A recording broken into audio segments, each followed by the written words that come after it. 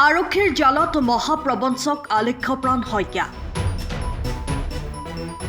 যোৰহাট আৰক্ষীয়ে অভিযান চলাই গুৱাহাটীৰ পৰা মহাপ্ৰবঞ্চক আলেখ্যপ্ৰাণ শইকীয়াক গ্ৰেপ্তাৰ কৰিবলৈ সক্ষম হয়। উল্লেখযোগ্য যে আলেখ্যপ্ৰাণ শইকীয়াই চাকৰি দিয়াৰ নামত আৰু বাৰৰ অনুজ্ঞাপত্ৰ উলিয়াই দিয়াৰ নামত বিভিন্ন লোকৰ পৰা প্ৰবঞ্চনাৰে লাখ লাখ টকা সৰকাইছিল। শেহতীয়াকৈ মৰিয়নিৰ গণেশ কুমাৰ নামৰ এজন ব্যক্তিৰ পৰা বাৰৰ অনুজ্ঞাপত্ৰ উলিয়াই দিয়াৰ নামত ৩২ লাখ টকা লৈ আত্মগোপন কৰিছিল। ধন ঘূৰাই নাপাই মানসিকভাৱে ভাগি পৰি গণেশ কুমাৰে ৩১ ডিচেম্বৰত বাছি লৈছিল চৰম সিদ্ধান্ত। গণেশ কুমাৰৰ পৰিয়ালৰ এজাহাৰৰ ভিত্তিত যোৰহাট আৰক্ষীয়ে গুৱাহাটীত শুক্ৰবাৰে আলেখ্যপ্ৰাণ শইকীয়াক গ্ৰেপ্তাৰ কৰিবলৈ সক্ষম হয়। মানে আমাৰ আলেখ্যপ্ৰাণ শইকীয়া নামৰ এটা ব্যক্তিয়ে আজিৰ পৰা ১.৫ বছৰ আগত আমাৰ পৰা লাইচেন্স অনশ্বপৰ লাইচেন্স বাৰ কাম ৰেষ্টুৰেণ্টৰ লাইচেন্সৰ নামত কমচে কম 27.6 আমি কেছ পে'মেণ্ট কৰিছিলোঁ বেংকৰ দ্বাৰা, আৰু প্ৰায় ৪-৫ লাখ টকা আমি তেখেতৰ কেছ দিছিলোঁ। তাৰ ভিতৰত আমি তাক বিপদত পৰিছে বুলি ধাৰো দিছিলোঁ পইচা ২-৩ লাখ টকা। মোৰ ভিনদেউ আছিলে, আমাৰ ভিনদেউৱে লাইচেন্স ল'ম বুলি কৈছিলে আলেখ্যপ্ৰাণ শইকীয়া। মানে আলেখ্যপ্ৰাণ শইকীয়াৰ লগত চিনা জানা এনেকুৱা হ'ল যে সি বিউটি পেজেণ্ট অৰ্গেনাইজ কৰে, সেই থ্ৰুতে ময়ো এটা অৰ্গেনাইজাৰ হয়। তো এই থ্ৰুতে মই চিনা জানা হৈছিলে।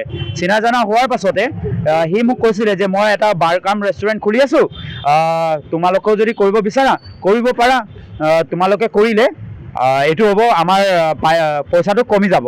সেইবাবে আমাৰ যে ভিনদেউ আছে, ভিনদেউ কৈছে মই খুলিম, তই এটা কাম কৰ, কথা পাত। তো মই তেখেতৰ লগত কথা পতাই দিছিলোঁ। কথা পতাৰ পিছত ভিনদেউৰ লগত আহিছে, ভিনদেউৰ লগত কথা পাতি আমি এটা এগ্ৰিমেণ্টো কৰিছিলোঁ 3,60,000 আৰু সি আমাক ভুৱা অফিচাৰ বনাই মেলি আনি জগাটোক বনাইছে। আমি ৰেষ্টুৰেণ্ট ধুনীয়াকৈ বাৰ চাৰ বনাইছোঁ, লাইচেন্স নোপোৱা আগতে আমাক বনোৱা কৰাইছে যে লাইচেন্স পোৱাৰ আগতে তোমালোকে বনাব লাগিব। বনাই আমি ইমান লাখ টকা বনাইছোঁ, বনাই মেলি ভুৱা অফিচাৰ বনাই আনিছে, আনি ভেৰিফিকেশ্যন কৰিলে। ভেৰিফিকেশ্যন কৰাৰ পিছত আমাক এবাৰ তিনিচুকীয়াত মাতিছে, তিনিচুকীয়াৰ পৰা হেনো লাইচেন্স দিব। তিনিচুকীয়াত দিয়া নাই, সেইদিনা সি উপস্থিতে নাছিলে তিনিচুকীয়াত। তাৰপৰা তিনিচুকীয়াৰ পৰা আহিছোঁ, অহাৰ পিছত কৈছে গুৱাহাটীত দিব। তো গুৱাহাটীত আমি একেলগতে গৈছিলোঁ, মই তাৰ লগত একেলগতে বাছত গৈছোঁ, আমাৰ ভিনদেউহঁতে গাড়ীত গৈছিলে। আমি তাৰ GF তাৰ ফিয়ঞ্চে বুলি কৰ্ট মেৰেজ হৈ গ'ল, তাই নাৰ্ছিং কৰি আছে।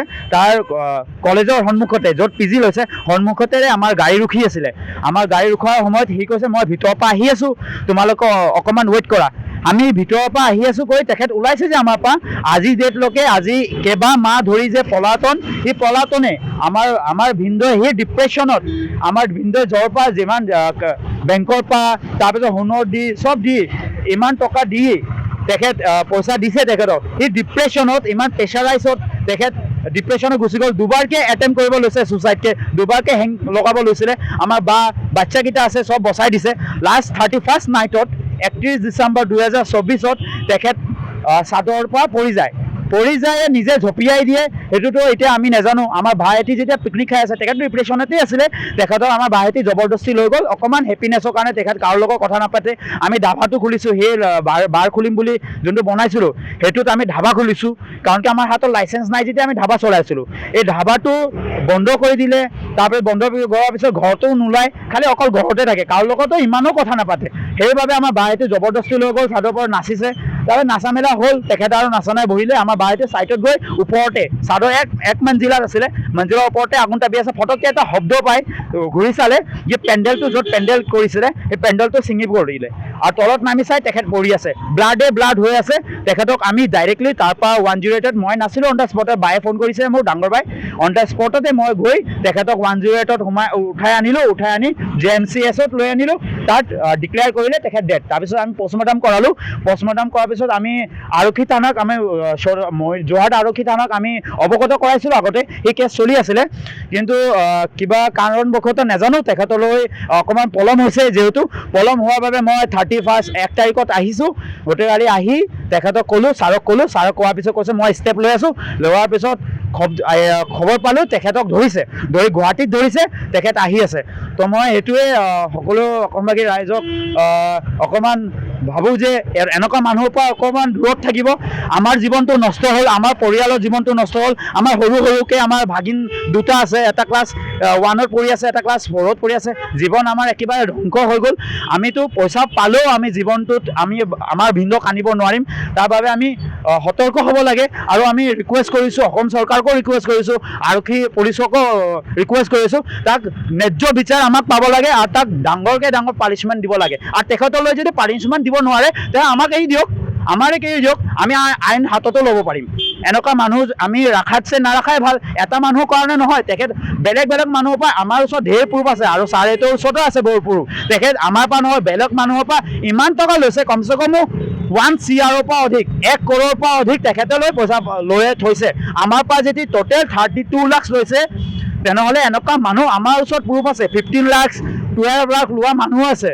ইমান লাখ টকা লৈ আজি পলাতন।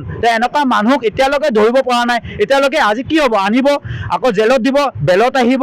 এনেকুৱা নালাগে নহয়, ফাঁচি দিয়ক তেন্তে এনেকুৱা মানুহক। এনেকুৱা মানুহ আমাৰ অসমৰ কাৰণে এটা প্ৰয়োজন হয়। এনেকুৱা মানুহক ফাঁচি দিব লাগে, নহ'লে আমাৰ ওপৰত এৰি দিয়ক, সেইটো কাৰণে আমি অনুৰোধ জনাইছোঁ। তোমাৰ ভিনদেউৰ নামটো কি আছিলে? আমাৰ ভিনদেউৰ নাম আছে গণেশ কুমাৰ। ঘৰ ক'ত আছে? আমাৰ ভিনদেউৰ ঘৰ অৰিজিনেল ঘৰ হ'ল বৰপথাৰ, আৰু তেখেত ডিমাপুৰতে আছিলে। বৰপথাৰত আমাৰ ঘৰত মৰিয়নি, আমাৰ ঘৰ তো মৰিয়নিতে আহি গ'ল তেখেত। মৰিয়নিতে শ্বিফ্ট হৈ আমি এতিয়া ধাবা খুলিছিলোঁ, ধাবা চলাই আছিলোঁ। কিন্তু ইমান প্ৰেছাৰ, ইমান পইচাৰ প্ৰেছাৰৰ কাৰণে তেখেত ধাবাও বন্ধ কৰিলে আৰু ঘৰৰ পৰাই নোলায়, কাৰো লগতে মাত বোল নাই, খোৱা ধোৱা একেবাৰে টোটেল বন্ধ। 2বাৰ 3বাৰকৈ ছুচাইড কৰিবলৈ এটেম্প কৰিছে। সেইটো কাৰণে আমি মৰিয়নি কোন জেগা? মৰিয়নি 4 নম্বৰ ৱাৰ্ড, আৰু আমি ধাবা খুলিছিলোঁ আমাৰ নিউ সোণোৱাৰ পাৱাৰ গ্ৰেড।